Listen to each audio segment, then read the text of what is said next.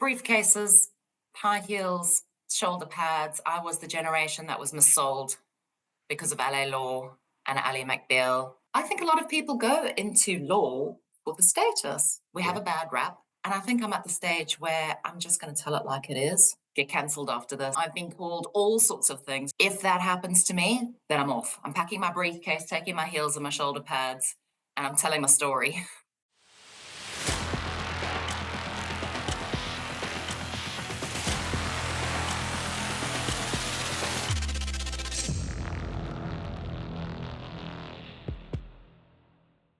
Hello, hello, and welcome to the latest episode of But Is It Legal? With me, Simon Marshall. I'm the host, here every time, and the founder of TBD Marketing, which is a legal marketing agency. It's all we do, look after law firms all the time. This week, I'm joined by the brilliant Juliet Schalker. Juliet, would you be able to give us a quick introduction, who you are, what you do, where you work? Can we start with that? Yeah, absolutely. First of all, thank you very much for pronouncing my surname correctly. I've been called all sorts of things, Schalker, Shaker, you. So thank you for getting that right. I think the easiest way to remember it is skulking around, which is one of the first things I said to my husband when I met him. And jokes on me because, 20 years later, I share the surname. So thank you for pronouncing it correctly. I head up the litigation and insolvency, contentious insolvency team at Debenhams Ottaway. We are based out in St Albans, so 20 minutes outside London, and we're a full service firm. But I lead a team of 10 litigators. Most of them are ex-city, I call it refugees, ex-city refugees or national law firm refugees who are looking for something different. They've done their time, chained to their desks 15 hours a day, and they're looking for a bit more work-life balance, but still doing good quality work in an environment which is supportive, warm, nurturing, all those lovely things. Are they mainly people that are trying to avoid getting on the Thames Link? Is that what it is? Are they? I mean, you're not wrong. You are not wrong. And it's funny that you should say that because I was in London last night. I mean, we still tend to go into London a couple of times a week because that's where our work tends to come out of. And all the trains were cancelled last night. And it took an hour and a half to get on a train home. And I thought, yep, I do not miss doing this every day. I once went to a White and Case cocktail party, got on London Bridge aiming for East Croydon, woke up 3 hours later, having gone to Brighton, all the way back up to St Albans, all the way back down again to Haywards Heath. So anyway, long story. Tell me a bit about what brought you to the sector in the first place. Why did you want to be a lawyer? What was of interest there? I mean, briefcases, high heels, shoulder pads. I was the generation that was missold because of LA law and Ally McBeal. Yeah, Um, I'm still waiting for the briefcase. I never got one of those, and I don't think anybody uses them anymore. no. But yeah, I think it was the glamour that was missold in the TV shows brought me to law. But to be honest, I had limited options. I think when I was about 16 and I didn't know what I wanted to do, my mum sort of freaked out a bit, and it was very fashionable in South Africa at that time to take your kids for psychometric testing. So I sat this whole battery of tests, and the results were I could do law, I could do journalism or media. Yeah. I had to go get my eyes checked because my spatial awareness in doing puzzles was so bad that they thought there was something wrong with my eyes. And having had my eyes tested, there was nothing wrong with my eyes. I'm just very bad at puzzles and maths. So, and at that time, there weren't any glamorous shows about journalists. So the options were Ally McBeal or the unknown. So here I am, 20 years later. Do you think there's a class action waiting to happen from all these missold lawyers who are going to go Wow. after the creators of the Right. I don't know, it's perpetuated because now we have Suits and all those other programs that I are refuse to watch them? mis-selling to a whole new generation of future lawyers. I'm not sure that a real life version of what goes on in a law firm would be healthy or happy for anyone either. So, Or entertaining. well, maybe I did. Claire and I joke about it. Claire is on the team at TBD. We joke about doing a comedy about being in legal marketing, and we can't quite bring ourselves to write it. Tell me a bit about who's in that sweet spot. Who's of interest to you when you think about your marketing? Who are you really kind of going Mm. after? Who's an ideal Juliet client? Yeah, it's an interesting one. And I think it's taken me a while to try and wrap my head around that because coming out of the city, Yeah. I thought, well, I'll just have the same clients, I'll do the same work, but 20 minutes up the road, and it doesn't work like that. Mm. And it's been a bit of a journey to find where I fit in the market and where my team can differentiate itself. Yeah. And where we sit now is actually we are city partners, London lawyers, best friends, is how I like to think of ourselves. Yeah. We are the ones who bring the expertise and experience from the city, but can actually service the claims that city firms can't cost effectively service. And that's for all sorts of reasons. In litigation, we have cost budgeting, we have proportionality, etc. And sometimes it's just not of interest to the city firms to be doing smaller, lower value claims. And that's where we can add value. We can look after those clients in a completely safe way. We're not going to encroach on any existing client relationships. And quite frankly, we're just not geared up to do the much bigger cross-border stuff that the city firms do. So our sweet spot sits with those lower value claims. If I had to put a figure on it, sub a million, sub half a million, we can service all of those really cost effectively. So in terms of who I'm marketing to, it's really other litigation partners, which Right. I think for a lot of lawyers is strange. Why would lawyers want to hang out with lawyers?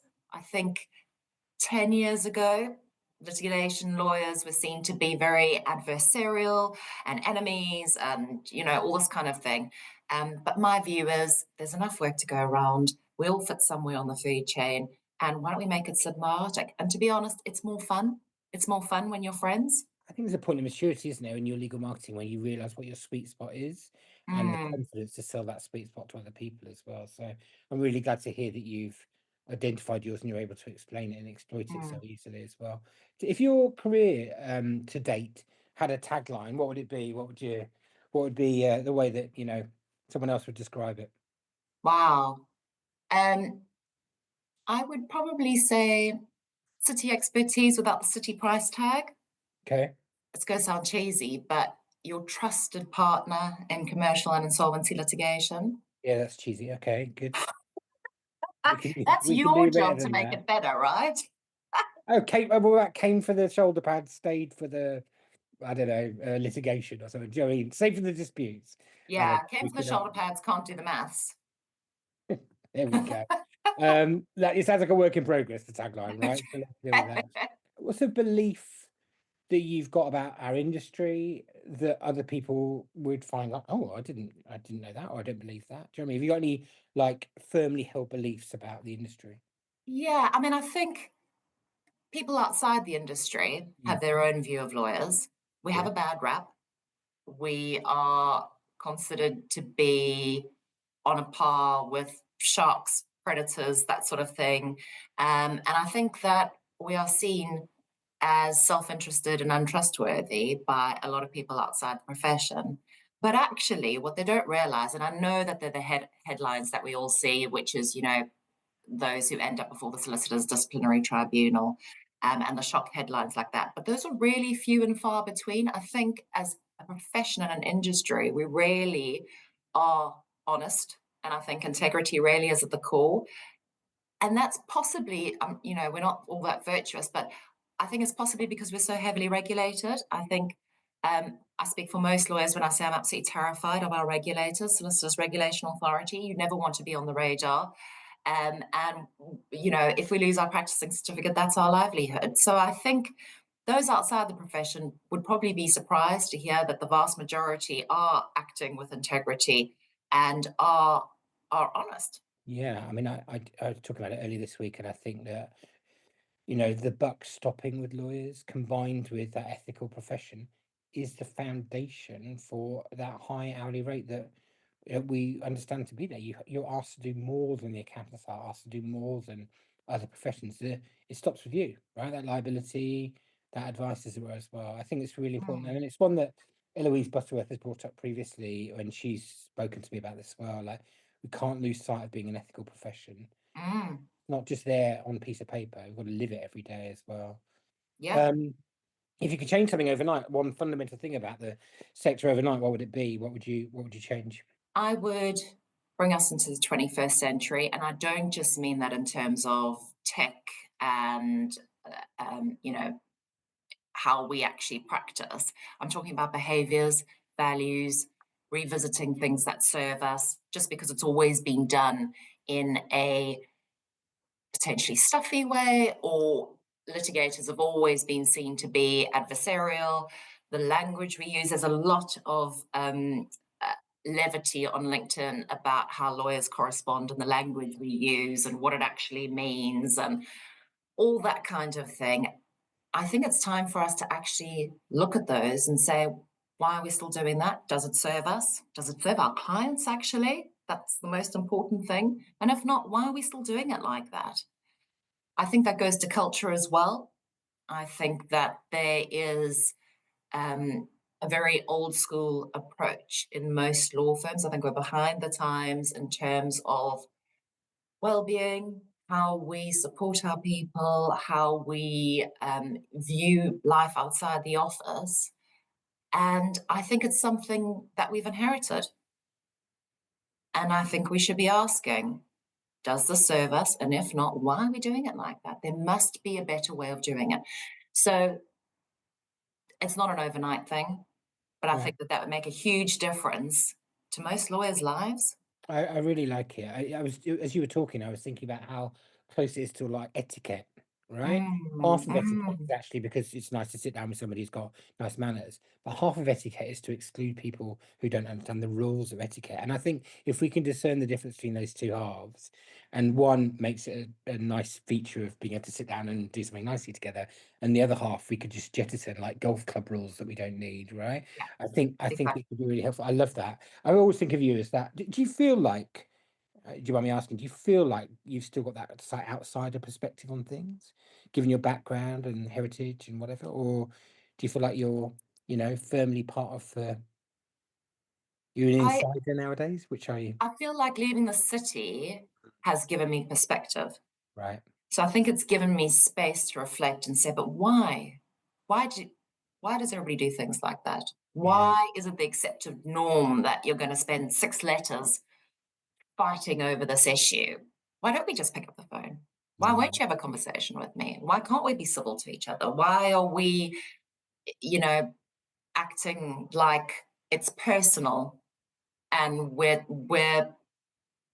carrying that fight with us? Is that serving our client or is that serving our ego?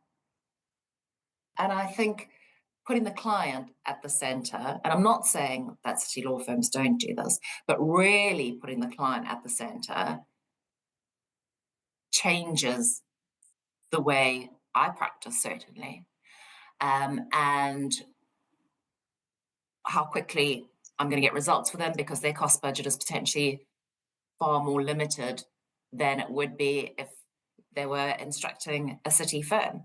yeah. So it's definitely that space, although it's only 20 minutes on the Thames link up the road, I feel like that space has given me a sense of perspective and a bit of breathing room. 7 days of the week, maybe longer than 20 minutes as well, right? I mean, that's the problem we've got. Yeah.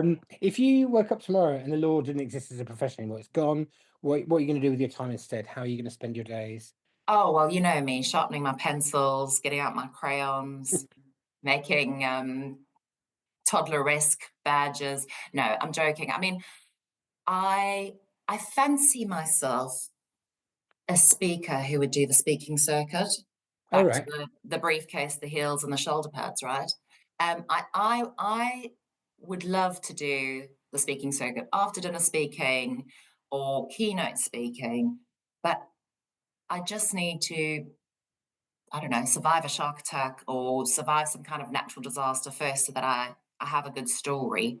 Yeah. So, you know, if that happens to me, then I'm off. I'm packing my briefcase, taking my heels and my shoulder pads, and I'm telling my story.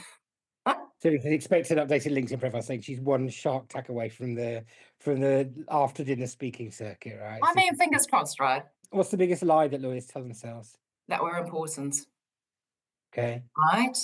I W- mean, I think a lot of people go into law for the status. Mm, They associate money, they associate gravitas, they associate pride, whether it be family. You know, I'm so proud I'm able to say that son or daughter or whoever is a lawyer, friends being impressed. I certainly think that was 20 years ago. I'm not sure if the generation now are so impressed by becoming lawyers. But I think there is a certain sense of status involved in going into a recognized profession. yeah. And the reality is, we're not important.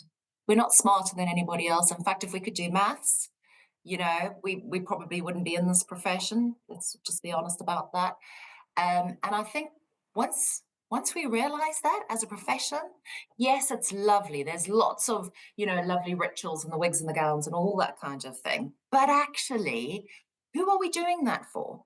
We're doing Mm. it for ourselves. Is that right? Does that serve your client? So, I mean, that's the secret. I hate to, break it to anybody who is about to enter the profession, but we're really not that important. In the bigger scheme of things. What's the most ridiculous or unexpected thing you've learned in your career?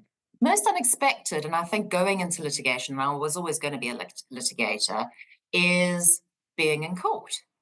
And I think a lot of media, when they film outside the Royal Courts of Justice because they're absolutely beautiful and they're steeped in history and gravitas. But very few commercial and insolvency litigators ever get to set foot inside the Royal Courts of Justice. The courts that we find ourselves in are more purpose built, they're more functional, dysfunctional, depending on which court you've been sent to. And they operate as a place of work. And being in a courtroom, in a trial, it's not theatre, it's not entertainment, although barristers may tell me different, but it really isn't, foot stomping and gotcha and all that kind of stuff.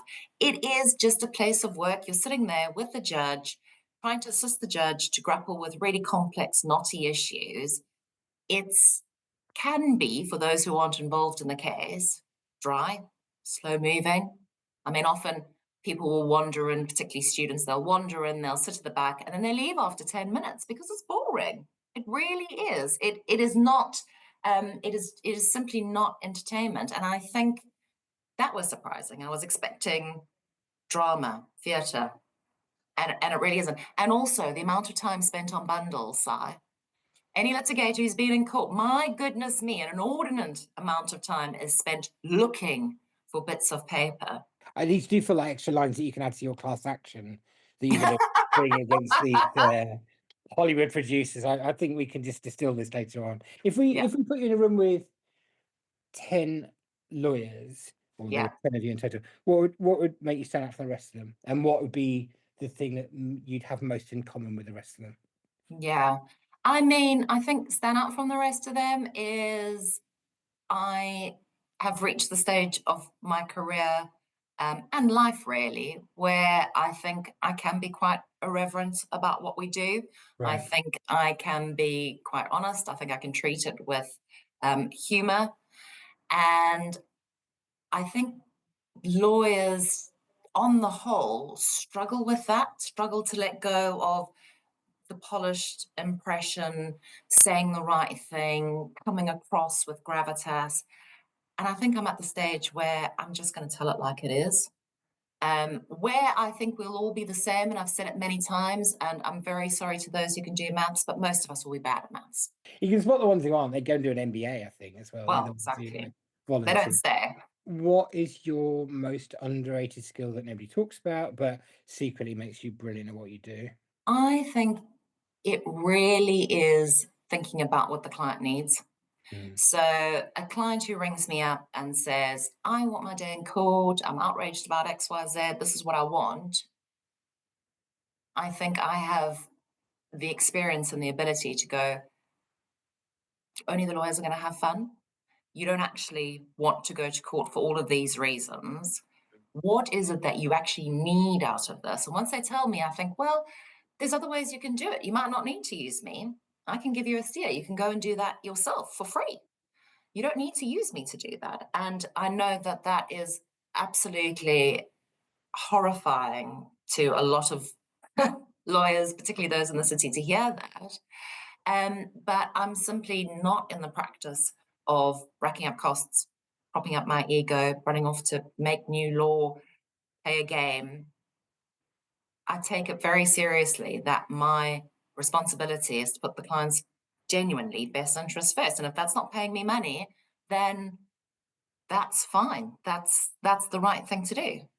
I wonder if it's finally coming to fruition, kind of wolf reforms all these years later, and we've got mediation effectively giving people their day in court. I've said Mm, it to some friends this week who are asking for a divorce option, and I said, just go and fight as hard as you want in a mediation, because you'll still get to do what you want to do, and yeah. then it will probably go smoother from there afterwards as well. Is that do you feel like that's a fair point that people they still want to be heard? I think it's the essential part of being Absolutely. human, Juliet. I think as well. Yeah. Yeah, I mean, I think it's bespoke. I think it depends on who your client is, what they're actually wanting out of this. If I'm dealing with a business, they don't want to take time out the business. They don't want to have resources drained necessarily dealing with this dispute. What they want is, potentially dealt with quickly, quietly, cost effectively out of the media if that's what's going on for them. And that'll be very different to a high net worth individual who feels personally aggrieved, who is looking for um, some sense of remorse from the other side, who's looking to be heard, wants a judge to hear their voice, or somebody in a senior position to hear their voice. So I think it's understanding what your client needs, and that's often not the same as what they'll tell you they want in the Yeah. first couple of discussions with them. I think there's something in there about that literal interpretation of those instructions that's huge for those lawyers with more experience than the ones that I've seen rise to the very top of the profession. I've got that Mm, ability to discern the difference between those two things as well. And I think you always seem to get it right whenever I hear you talk, or I'm lucky enough to spend any time with you. But I think others could do more in that area about it's an Ogilvy quote, isn't it? People don't say what they do. People don't do what they say they do. They just don't, right? They don't say what they need really. They say what they want mm. instead. Right, we're gonna run out of time here if you're not careful. What's a legal hill that you would die on? What's something that is just so important to you? It's got to be retaining women at a senior level in the profession. And this isn't only law, it's across all the professions. Yeah. But we've got to find a better way to keep women who are coming back from maternity or career break or whatever it is. We need to find a way to support them and incentivize them to stay in this profession. And I feel really strongly about that because I've had a lot of support and help along the way to stay doing this job. But if I didn't have that, I might Mm. not be able to do what gives me a real sense of identity and fulfillment. And we've made great strides since I started 20 years ago, but I think that there's so much more work to be done. And the statistics prove that, it's coming out of the Law Society all the time that more women are entering the profession, so we've got more women at the junior end, but far fewer women at the senior end, far few women making partnership in law firms. And I feel really strongly about that. I think the untold story quite a lot of the time is at plateau. We just don't Mm, talk about it, which is this. mm, If you go and look, and I've worked at firms where at plateau there's like one woman, and it's like that is just it's not reflective of the nature of the people who are out there on seats, as it yeah. were. Okay. So two last questions then. First, if you had to get out of a legal problem just only using charm and no legal knowledge, how would you do it? What's your go-to style? What would you do?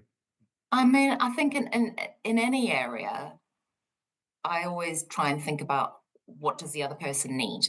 Yeah. What do they need out of this? Mm, Is it an apology? yeah. What is going to be able what needs do they have that need to be met for them to walk away from this? And if Mm, I can do that, then I'll do that. I think again it goes back to the client work, which is understanding what's really going on here. mm, And if they're addressing it as a legal area and it's not my area at all, I would probably park the merits and say, look, okay, it doesn't really matter what the merits are here. How can we resolve this? What do you need? This is what I need. Is there any kind of middle ground here? yeah. I don't know if it's charm, Si. I would need my briefcase and my heels and my shoulder pads for that. But I think understanding what somebody else needs out of a situation and pinpointing that always serves me well. Yeah, it's like its own superpower, that I think as well. So, last question from me: what would you like to be remembered for when you eventually retire? Yeah, what when I retire tomorrow, right? Get cancelled after this. Um, no, Hardly. I mean, I think you'll be inundated with work after this. um, I would like to be remembered for leaving my team, my firm, my profession, whatever it is, in a better place than I found it. Um, and I don't just mean everything I'm talking about, old fashioned ways of doing things that don't serve us anymore. Culturally, work life balance, all those sorts of things. I want to be able to provide the best of London high end work balanced against a supportive, nurturing culture that treats you like an adult, but is also really interested in looking after you. And Yeah. I think the greatest um, feedback for me would be if one of my junior lawyers, when I'm retiring, says, "Do you know what? I've had a great career. I've never had all those horrible things that lawyers of my generation talk about having gone through. I think this is a great profession to work in, and I'm going to tell my kids, yeah, become a lawyer, become a litigator." And I feel like I would have done my job then. If if it's just one person, if it's a whole team, if it's my firm, on a wider scale, I'd love for it to be the profession. But that for me means that I can I can go off on my way, Quite happy. having What done a my lovely job. legacy that would be, right? I'd agree entirely. Listen, Juliet, thank you so much for joining us today. It's always a pleasure, never a chore. And if you don't already follow Juliet on LinkedIn, please do so. She's got a little thing telling you how to pronounce her surname on there as well. So you have no excuses. If you like this episode, share it with some friends. I found it inspiring today. I'm going to share it with some of my friends. And if you like the series, then subscribe as well, please. But Juliet, once again, from me to you, thank you as always. Oh, thank you for having me, Si. I've loved it. It's been such Cheers. fun.